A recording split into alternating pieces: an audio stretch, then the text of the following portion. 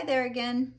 So we're working on these really basic shapes with value, knowing that in the end we can turn this into the tip of somebody's nose or a whole head, a building, all kinds of complicated things, somebody's arm, somebody's nose, parts of a mountainscape, and so forth. We had talked about so far that it, not always, but a good rule of thumb is to start with the negative, the dark, the boring, sets the tone, sets the temperament, sets the kind of mark making that you plan to use, and helps you build up to the subject that's more important. And often, if it's more important, it's lighter value, so it's closer to you in the illusionistic space, meaning you need to leave the white of the paper behind. But let's try this one where I keep the negative space white and just work more on the form. I do know that I'm going to want a cast shadow, so I'm going to lay that in first. I've been kind of dancing between my compressed pastel, which is this really dark stuff down here, my compressed, my charcoal pencils, and my vine.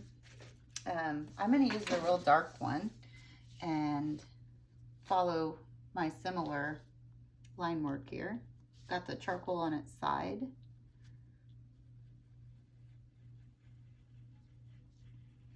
I often try to pull the pigment instead of push it, and I'm pulling from my shoulder, and that kind of helps me have a little more control.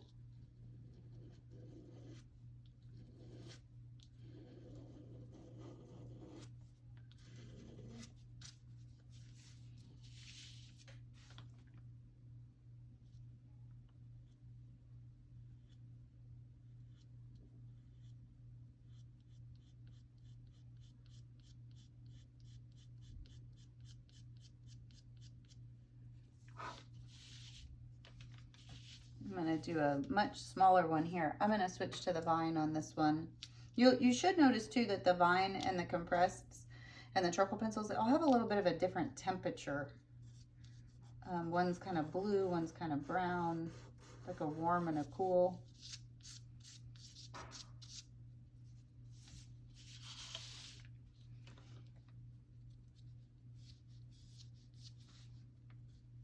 So I want it to kind of dissipate out a little bit. And I want to try and get rid of those like outer edge outlines.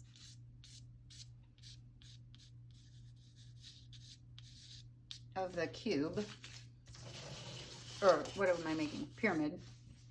I'm not loving this, so I'm going to come in and try and mix this up with some of the darker darks. But do a little bit of open and close, so it's like dark and closed up front, but I'm going to leave it a little fuzzy in the back, trying to hide that little line that I made. And I'm going to drag it out with some horizontal marks that I'm trying to control. The more you can make your marks look like they're hatched or cross-hatched or built with not this kind of mark, like where it's just scribbled. I mean, that can be super cool, but often if you can make something really horizontal or really vertical or intentionally really wild, it feels like you meant it. Okay, a little dark on this back side. I'm really changing my pressure.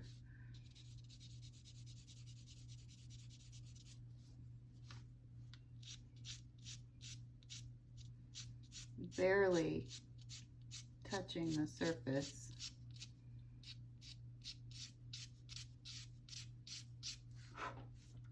So you can start to see it coming to life, but I haven't done anything to the negative space yet.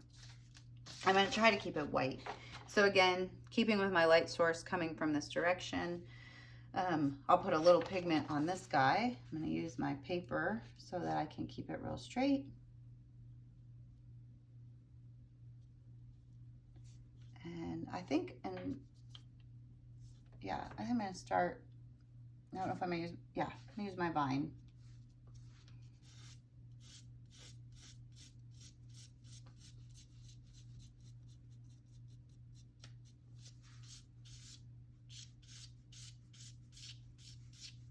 I'm just going to very lightly with my chamois just touch the edge.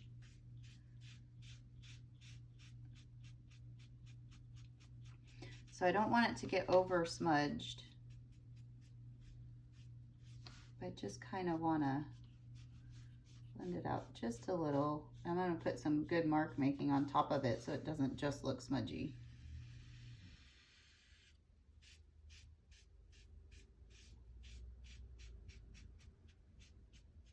This will be fun when we pick up the paper. Ta-da! And that edge is totally gone, so it feels like you've got the illusion of something coming up in space. But this like super smushy mark making, it's not great.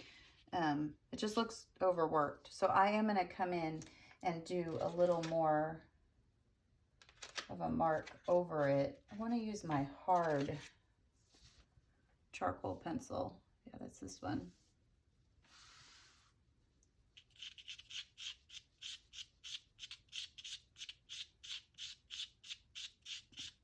I'm just going to do a little hatching where I want it to get darker. If you wanted to try some cross hatching, you can. And I'm going to have that mark kind of go up at an angle and dissipate out. So it's hiding that kind of under structure of that fuzzy.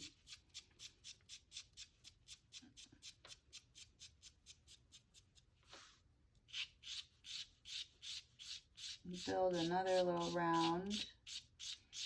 Notice I'm trying to have a lot of control over that mark so it's kind of going in the right direction.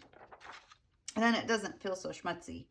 And then here, let's come in and keep this light, but this is where it gets hard, is if I want this white edge to be in this white background. So I might have to put a little bit of pigment, oops, I'm gonna go this way, into the triangle.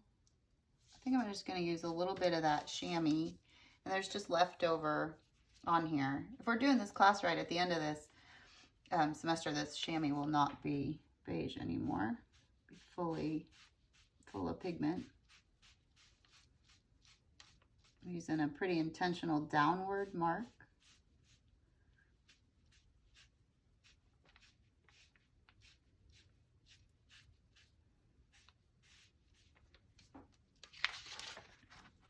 So it can really start to come to life. I'm going to take my eraser, and it's getting kind of schmutzy, so I'm going to clean it.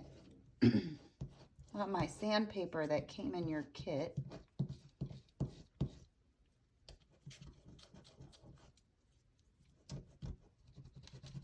Excuse me. And I'm going to start to clean this little guy up.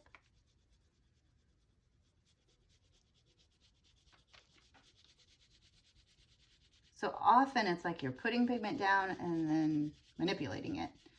You want to try, like I said, to really control not having to erase very much because it doesn't show as much control.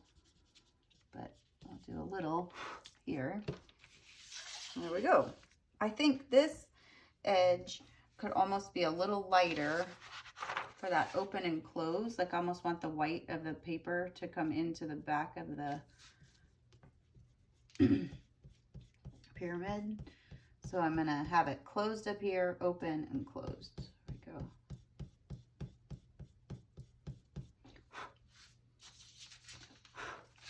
Yeah, so it like kind of lets the atmosphere feel like it's floating around a little more. This is my hard one. I'm going to put a little dark on here.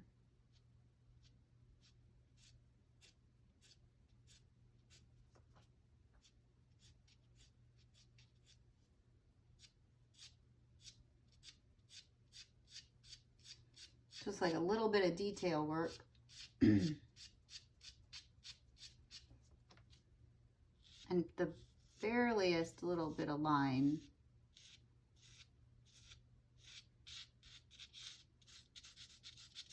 Cross hatch down here. So I can build it up and make it a little darker.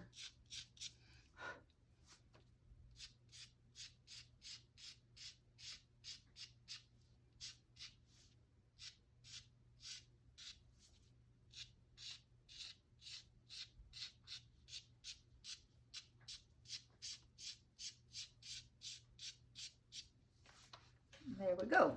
Clean it up a little.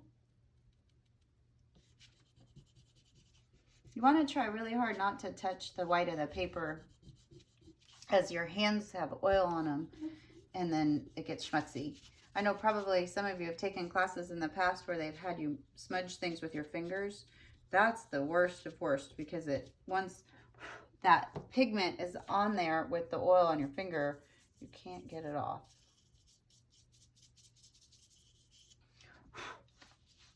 If you don't have a little paintbrush, you can use like a Kleenex or a paper towel, but you gotta be really careful.